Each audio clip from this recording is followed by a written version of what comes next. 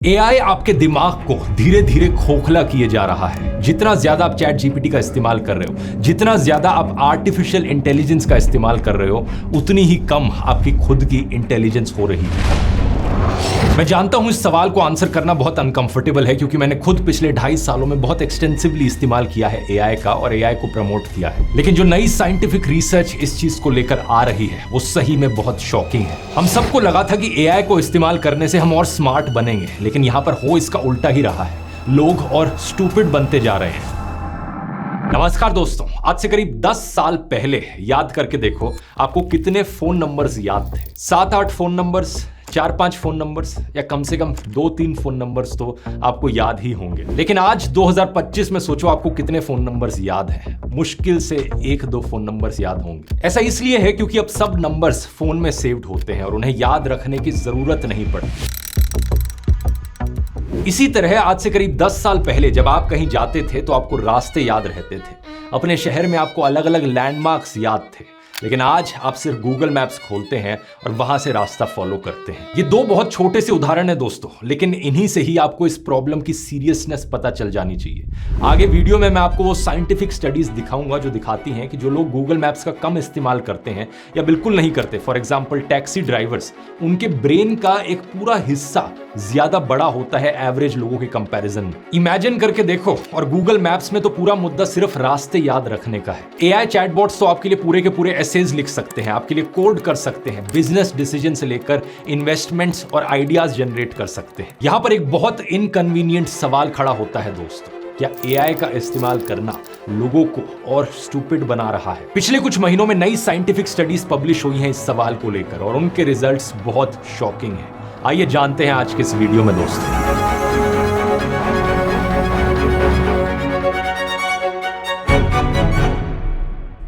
आप में से शायद कई लोगों के मन में सवाल आ रहा होगा दोस्तों कि ये कैसी हिपोक्रेसी है। मतलब मेरा खुद का एआई प्लेटफॉर्म है एआई फिएस्टा, जहां पर मैं अलग अलग एआई चैटबॉट्स ऑफर करता हूं आपको, और आज मैं खुद ही एआई की इतनी बुराई कर रहा हूं अपने वीडियो में। ये कैसे हो सकता है?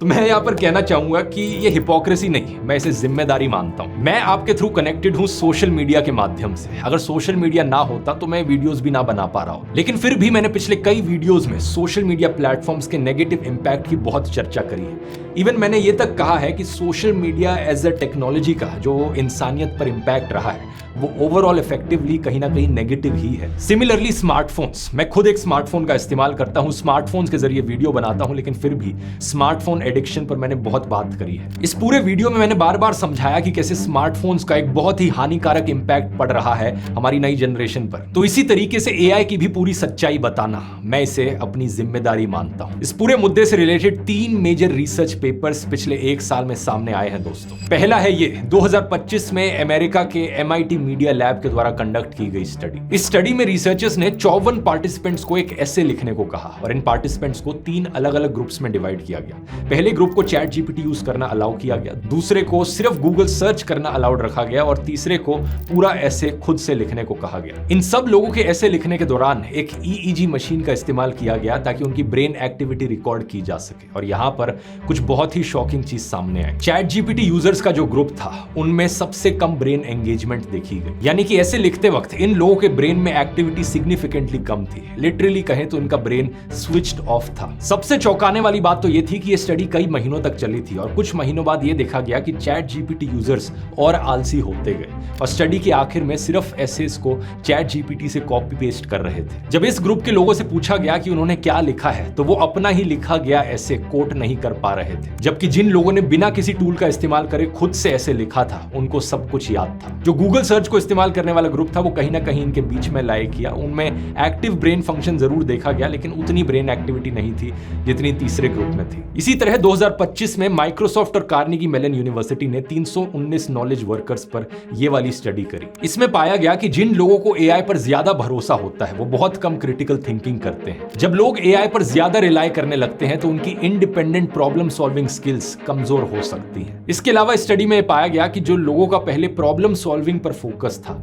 वो फोकस अब शिफ्ट होकर इस बात पर पहुंच गया कि एग्जिस्टिंग सिस्टम में एआई को कैसे यूज किया जाए और कैसे ऑटोमेट किया जाए टास्क। तीसरी एक ये स्टडी है करीब 666 लोगों पर की गई। इसमें पाया गया कि फ्रीक्वेंट एआई यूज और क्रिटिकल थिंकिंग स्कोर्स में एक बहुत सिग्निफिकेंट नेगेटिव कोरिलेशन है। मतलब जितना ज्यादा एआई यूज उतनी ही कम क्रिटिकल थिंकिंग होती है। इसके पीछे यहाँ पर रीजन बताया गया कॉग्निटिव ऑफलोडिंग। कॉग्निटिव ऑफलोडिंग का यहाँ पर मतलब है कि लोग अपने सोचने वाले काम एआई को आउटसोर्स कर देते हैं और इससे उनको खुद सोचने की जरूरत ही नहीं पड़ती। इसके अलावा एक बात यह भी सामने आई कि ये आउटसोर्सिंग यंग लोगों में ज्यादा देखी जा रही है। इन 3 स्टडी से ये बात साफ है कि एआई का एक बहुत बड़ा असर पड़ रहा है हमारे दिमाग की सोचने की कैपेबिलिटीज पर। लेकिन इसके अलावा यहाँ पर एक काउंटर पॉइंट भी है जो कई लोग उठाते हैं कि जब भी कोई नई टेक्नोलॉजी आती है उसको लेकर जो फियर होता है, जो डर होता है कि इस टेक्नोलॉजी से कहीं लोग और डम तो नहीं बन जाएंगे, कहीं लोग और स्टूपिड तो नहीं बन जाएंगे। ये डर हमेशा से रहा है। ये बात वैसे सच है दोस्तों। आज से हजारों साल पहले जब किताबों का इन्वेंशन हुआ था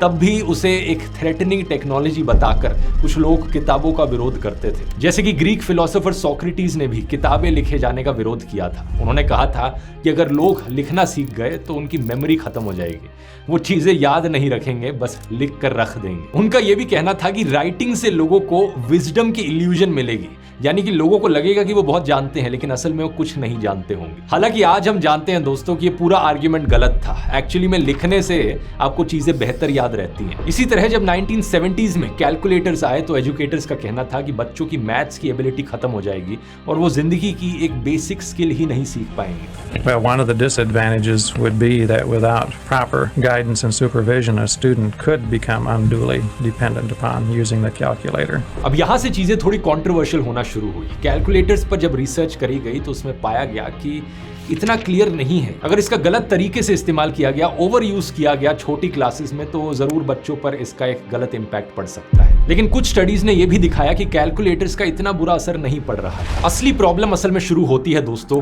गूगल के आने के बाद। साल 2011 में बेट्सी स्पैरो और उनकी टीम ने एक रिसर्च की जो बहुत फेमस हुई। उन्होंने पाया कि जब लोगों को पता होता है कि कोई इंफॉर्मेशन कहीं पर अवेलेबल है, जैसे कि इंटरनेट पर, तो वो उसे याद रखने की कोशिश कम करते हैं। इसे गूगल इफेक्ट या डिजिटल एमनीजिया का नाम दिया गया। अगर हमारे दिमाग को पता है कि कोई चीज गूगल पर सर्च करने पर मिल ही जाएगी तो उसे स्टोर करने में हमारा दिमाग एनर्जी वेस्ट नहीं करता। जैसे कि आपने कोई किताब पढ़ते वक्त कोई नया इंग्लिश का वर्ड देखा और फिर आप उसे गूगल करने निकलते हो उसका मीनिंग पता करने के लिए। उस समय जरूर आपको उस वर्ड का मीनिंग पता लग जाएगा, लेकिन फिर कुछ दिन बाद अगर वो वर्ड दोबारा आपके सामने दिखा तो मुश्किल है कि आपको याद रहेगा कि उसका मतलब क्या था। इस गूगल इफेक्ट की वजह से दिमाग में इंफॉर्मेशन नहीं बल्कि वो इंफॉर्मेशन कहां मिलेगी ये चीज स्टोर होती है। जैसे कि उन वेबसाइट्स का नाम क्या है जहां पर वो इंफॉर्मेशन आपको मिले। ये चीज फिर भी रिलेटिवली इतनी खतरनाक नहीं लगती सुनने में, लेकिन असली खतरा रिसर्चर्स ने नोटिस किया गूगल मैप्स जैसी नेविगेशन एप्स में। नेविगेशन दोस्तों यानी कि किसी भी गिवन एरिया में रास्ता ढूंढ पाना, ये हमारे ब्रेन के लिए सबसे डिमांडिंग टास्क में से एक होता है। इसके लिए हमारा ब्रेन हिप्पोकैम्पस वाले हिस्से का इस्तेमाल करता है जो कि एग्जैक्टली यहां पर लाई करता है ब्रेन में। ये हिप्पोकैम्पस हमारी मेमोरी और लर्निंग के लिए बहुत जरूरी होता है। कुछ एंथ्रोपोलॉजिस्ट का यहां तक मानना है कि नेविगेशन की वजह से ही इंसानों को याददाश्त की जरूरत पड़ी और शायद इंसानों का जो एवोल्यूशन देखा गया उसके पीछे एक बड़ा कारण था नेविगेशन की जरूरत। नेविगेशन स्किल्स का इतना गहरा असर पड़ता है हमारे दिमाग पर कि ब्रेन का स्ट्रक्चर तक बदल जाता है। साल 2000 में पब्लिश की गई ये वाली स्टडी देखिए। लंदन में टैक्सी ड्राइवर्स के ब्रेन को एनालाइज किया गया और एक नॉर्मल इंसान के ब्रेन से कंपेयर किया गया। उस जमाने में नेविगेशन इतनी अच्छी नहीं होती थी, तो लंदन में टैक्सी ड्राइवर्स को 25,000 स्ट्रीट्स तक याद रखनी पड़ती थी। और उनके ब्रेन को जब एनालाइज किया गया तो पता चला कि उनके ब्रेन में जो हिप्पोकैम्पस वाला हिस्सा है वो कहीं ज्यादा बड़ा है एक आम इंसान के कंपैरिजन में। और आज के दिन जो लोग गूगल मैप्स और जीपीएस पर बहुत ज्यादा रिलाई करते हैं उनमें उल्टा ही देखने को मिलता है। उनकी नेविगेशन स्किल्स कमजोर हो जाती हैं और बाद में वो रास्ते याद नहीं रख पाते क्योंकि उनका हिप्पोकैम्पस ट्रेन नहीं होता। अब दिक्कत यहां पर यह है कि हिप्पोकैम्पस सिर्फ नेविगेशन के लिए जरूरी नहीं है, ये एपिसोडिक मेमोरी,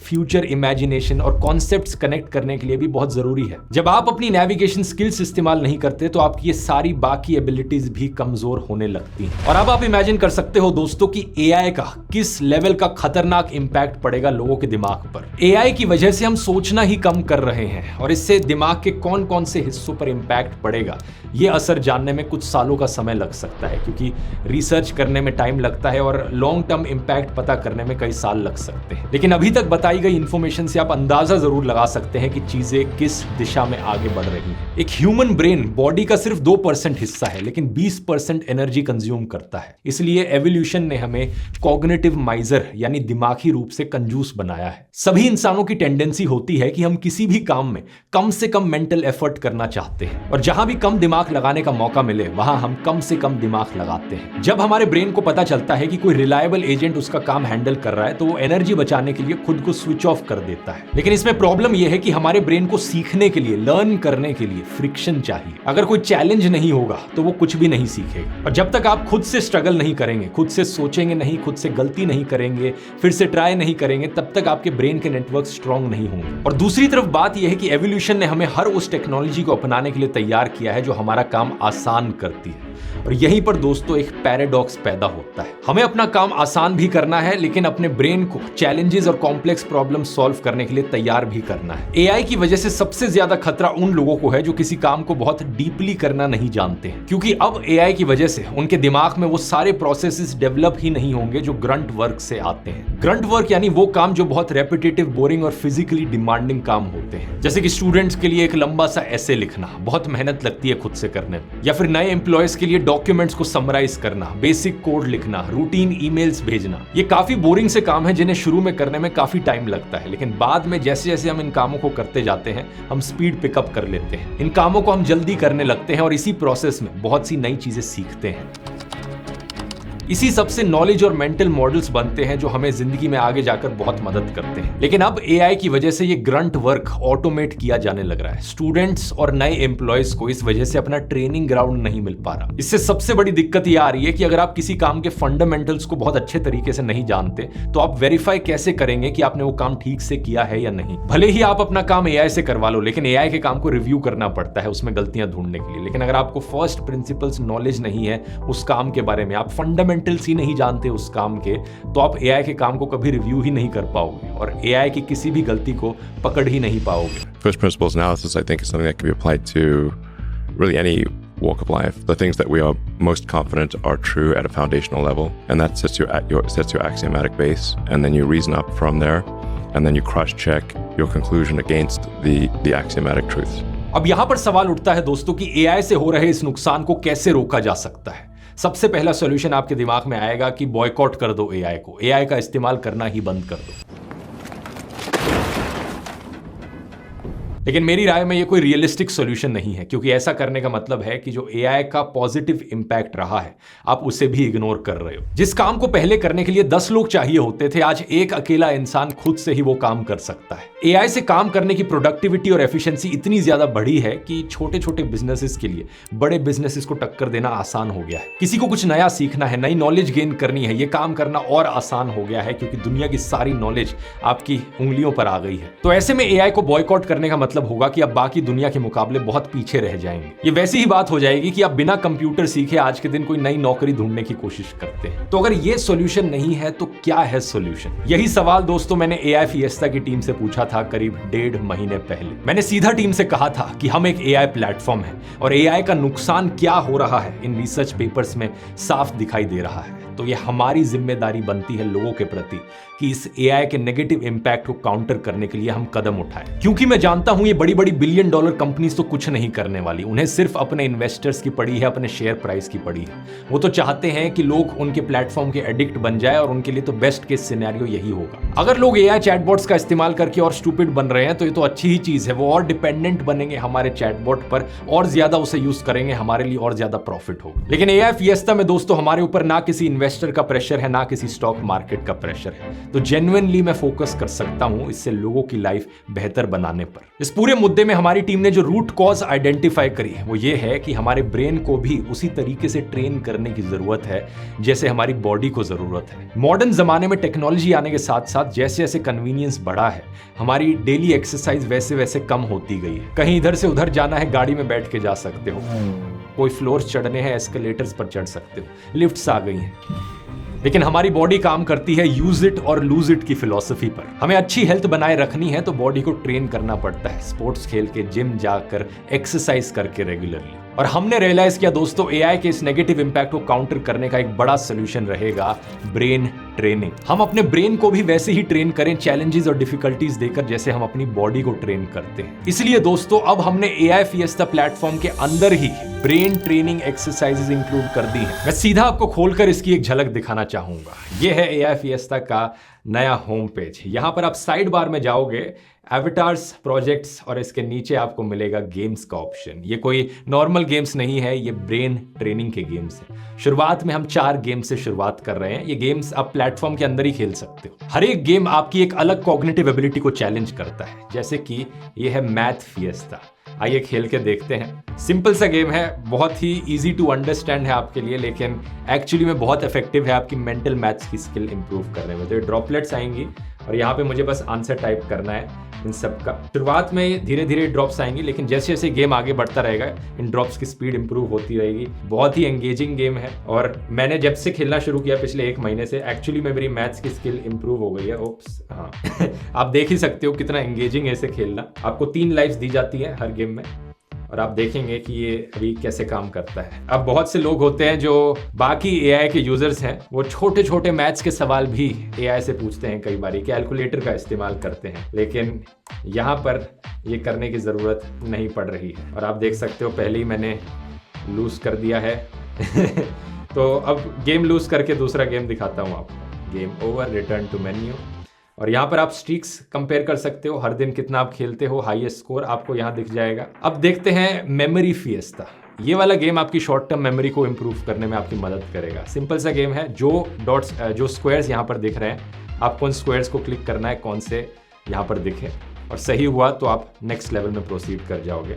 और ये भी एक ऐसा गेम है जो धीरे धीरे अब मैंने जैसे यहाँ पे गलती कर दी, मेरी एक लाइफ चली गई। शुरू में दिखने में काफ़ी आसान लग रहा है, लेकिन जैसे जैसे आगे बढ़ेगा ये गेम और स्क्वायर्स आते जाएंगे और इन्हें याद रखना मुश्किल होता जाएगा।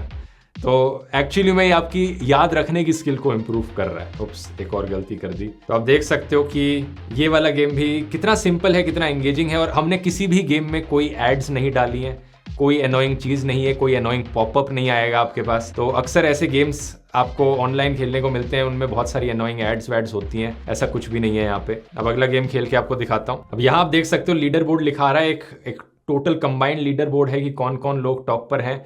एक मेमोरी का अलग लीडर बोर्ड है, एक मैथ का अलग है, जैसे मैथ में मैं नंबर 1 पे हूँ। ये वैसे हमारा डेवलपर मोड है, तो हमारी टीम के अंदर अंदर जो लोग खेल रहे हैं उनके लिए अलग लीडर बोर्ड है, बाकी सब लोगों के लिए अलग होगा। यहाँ पर आप अपनी रैंकिंग देख सकते हो बाकियों के कंपैरिजन में, और ये भी देख सकते हो कि आप बाकी एआई फिएस्टा के यूजर से कितने % यूजर से बेटर हो। तीसरा गेम देखो, ट्रेन फिएस्टा। ये आपकी अटेंशन स्किल्स और फोकस करने की स्किल्स को इंप्रूव करता है, और इवन डिसीजन मेकिंग कहीं ना कहीं। आप देखोगे यहाँ से एक ट्रेन आती है और आपको हमेशा ट्रैक चेंज करके सही कलर की ट्रेन को उसके सही घर में भेजना है। शुरू में एक बार फिर से बहुत ही सिंपल गेम लग रहा है ये, लेकिन जैसे जैसे प्रोग्रेस करेगा आपको पता लगेगा कि ये कितना डिफिकल्ट होता है। हर एक लेवल में 5 ट्रेन आएंगी। जैसे देखो लेवल 1 कंप्लीट, अगले लेवल पे चलते हैं। अब ऑलरेडी कॉम्प्लिकेटेड हो गया है ये, अब 3 अलग अलग कलर्स आ गए हैं।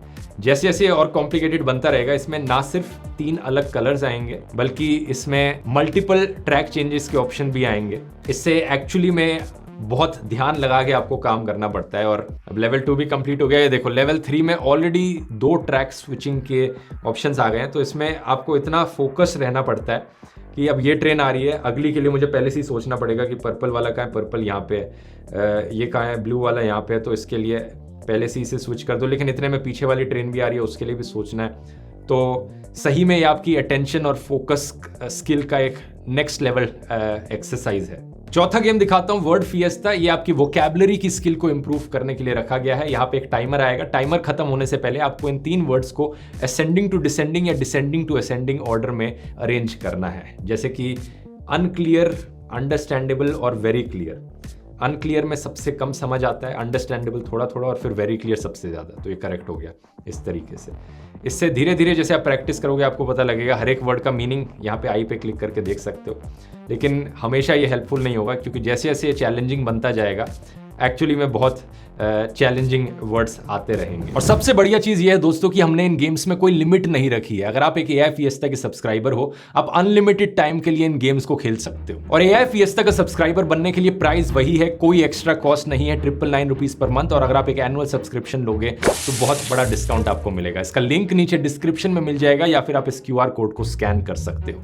ये जितने भी नए फीचर्स हम लाए जा रहे हैं और आने वाले महीनों में ढेर सारे नए फीचर्स आएंगे, ये सब आपको फ्री में मिलते रहेंगे एट नो एक्स्ट्रा कॉस्ट इसी सब्सक्रिप्शन प्राइस में। बाय द वे, इसी महीने हमने अपनी iOS ऐप भी लॉन्च कर दी है। हालांकि कुछ जो लेटेस्ट वाले नए फीचर्स हैं AI Fiesta में, उन्हें iOS ऐप में आने में थोड़ा सा टाइम लगेगा, 1-2 हफ्ते का समय और लगेगा। इसके अलावा हमने मेमोरी का फंक्शन भी इंट्रोड्यूस कर दिया है। यह आपकी बहुत बड़ी डिमांड रही थी कि AI Fiesta में मेमोरी होनी चाहिए, अब आ गई है मेमोरी। इसके अलावा हमने और AI मॉडल्स ऐड कर दिए हैं, जैसे कि Kimi K2, Qwen और यूरोपियन AI जो आया था फ्रेंच कंपनी का मिस्ट्रल। अब आप 9 अलग अलग AI से साथ में जवाब मंगवा सकते हो। और इतने सारे जवाबों को पढ़ने में भी टाइम लगता है, तो एक कंसेंसस का फीचर भी है कि सबके जवाबों की समरी क्या रही है, इस बटन पे क्लिक करके अब आप आसानी से जान सकते हो। और दोस्तों, ब्रेन ट्रेनिंग में मैं स्पेसिफिकली कहना चाहूंगा कि ये बस शुरुआत है। ये 4 ब्रेन ट्रेनिंग की गेम्स सिर्फ शुरुआत है। आने वाले टाइम में हम reasoning puzzles, critical thinking, logical reasoning पर फोकस करते हुए ढेर सारे और गेम्स डालेंगे। मकसद सिर्फ एक है कि आप इस AI को इस्तेमाल करने के बाद और स्मार्टर बने, स्टूपिड नहीं। रोजाना अपने दिन में जब भी आपका मन करे सिर्फ 10 मिनट इन गेम्स पर लगाइए और कुछ महीनों बाद आप देखेंगे कि एक्चुअली में आपकी ये स्किल्स इंप्रूव हो रही हैं टाइम के साथ साथ। और यहां पर मैं ये भी कहना चाहूंगा कि ये एक ऑनगोइंग प्रोसेस है। जितने भी नेगेटिव इंपैक्ट्स AI के निकल कर आ रहे हैं, आने वाले महीनों में हम कोशिश करेंगे एक एक करके हर एक नेगेटिव इंपैक्ट को काउंटर किया जाए। इसके लिए हम एक ब्रेन बूस्ट मोड पर भी काम कर रहे हैं, जिसमें AI आपके सवालों का जवाब इंस्टेंटली देने की जगह हमेशा आपको सोचने पर मजबूर करे, आपकी थिंकिंग की स्किल को जाने ना दे। अगर आपकी भी यहां पर कुछ सजेशन है, नीचे जरूर कमेंट्स में लिखिए, क्योंकि मैं सही मायनों में इसे दुनिया का बेस्ट AI प्लेटफॉर्म बनाना चाहता हूं। और बेस्ट कंपनी के पर्सपेक्टिव से नहीं, लोगों के पर्सपेक्टिव से। एक ऐसा AI प्लेटफॉर्म जो आपको एडिक्ट ना बनाए बल्कि आपको इंपावर करे। इसके अलावा मैं कहना चाहूंगा दोस्तों कि जब भी आप AI का इस्तेमाल करते हो अपनी जिंदगी में, उस पर कंप्लीटली डिपेंडेंट मत बनो। और यही चीज गूगल मैप्स के लिए भी एप्लीकेबल है। हफ्ते में कुछ दिन कोशिश करो बिना इन एप्स के काम करने की। AI का इस्तेमाल एक टूल की तरह अपने काम को और प्रोडक्टिव और एफिशिएंट बनाने के लिए किया जाना चाहिए, लेकिन इस प्रोसेस में अपनी फंडामेंटल स्किल्स को लूज मत करो। ऐसे लिखना सीखो, ईमेल्स लिखना सीखो, राइटिंग सीखो, वोकैबुलरी सीखो, मैथ्स सीखो और सबसे जरूरी चीज, सोचना सीखो। ऐसा करने से आपको बेस्ट ऑफ बोथ वर्ल्ड्स मिलेगा, AI की एफिशिएंसी और अपने दिमाग की शार्पनेस। AI की कन्वीनियंस और हमारी इंटेलिजेंस में हमें चूज करना जरूरी नहीं है, हम दोनों चीजों को रख सकते हैं अपने साथ। एंड में बस एक चीज याद रखो दोस्तों, हमारा ब्रेन एक मसल की तरह है, उसे जितना ज्यादा इस्तेमाल करोगे वो उतना ही अच्छा काम करेगा। तो जाओ यहां क्लिक करके AI Fiesta पर ट्राई करो ब्रेन ट्रेनिंग एक्सरसाइजेस। मिलते हैं अगले वीडियो में। बहुत बहुत धन्यवाद।